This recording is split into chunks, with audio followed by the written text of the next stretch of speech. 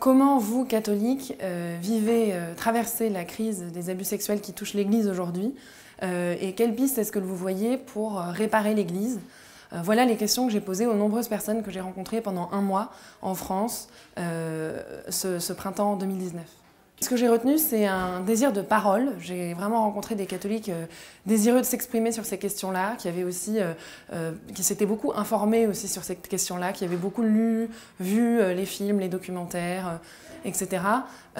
J'ai été frappée par le fait que assez peu finalement de personnes remettent en cause la gravité de cette crise et que globalement les gens s'accordent à dire que oui, il y a une crise, que oui, elle est grave, mais qu'on peut être les acteurs d'un changement en continuant de faire partie de la famille des chrétiens et en œuvrant en son sein. C'est sûr que les gens vous parlent de là où ils sont. Moi, j'ai rencontré des gens de sensibilités très différentes, donc il y avait des choses différentes qui ressortaient selon leur sensibilité. Les discours changeaient.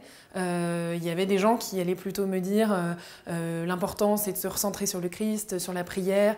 D'autres qui allaient me dire il faut qu'on ait des saints prêtres. D'autres qui allaient me dire il faut que les prêtres et les laïcs soient à la même place ou qu'il y ait plus de place pour les décisions prises par les laïcs ou par les femmes dans l'Église.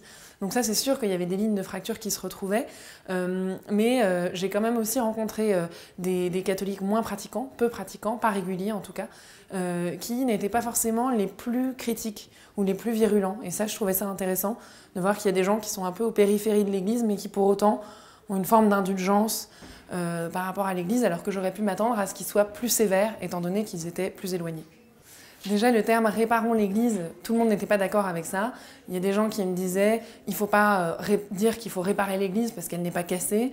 D'autres qui disaient « c'est peut-être pas le moment tout de suite de réparer l'Église, d'abord il faut un temps de sidération et d'indignation ». Donc chaque chose en son temps.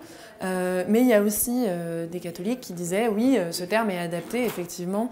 Aujourd'hui, on aurait tendance à vouloir jeter. Et ben nous, on veut réparer ». Donc des gens très attachés à l'Église et désireux de la transformer en quelque sorte. Par exemple, en Normandie, j'ai rencontré des gens qui faisaient partie d'une fraternité missionnaire. Donc c'était 4 prêtres et 4 laïcs qui réfléchissaient ensemble dans un même groupe et sur un pied d'égalité. J'ai rencontré aussi des initiatives, par exemple, venues de centres théologiques qui disaient « nous, l'année prochaine, on va lancer un parcours de théologie autour de la question de l'Église et du cléricalisme », des choses comme ça pour l'ancrer aussi dans l'histoire de l'Église et dans la Bible.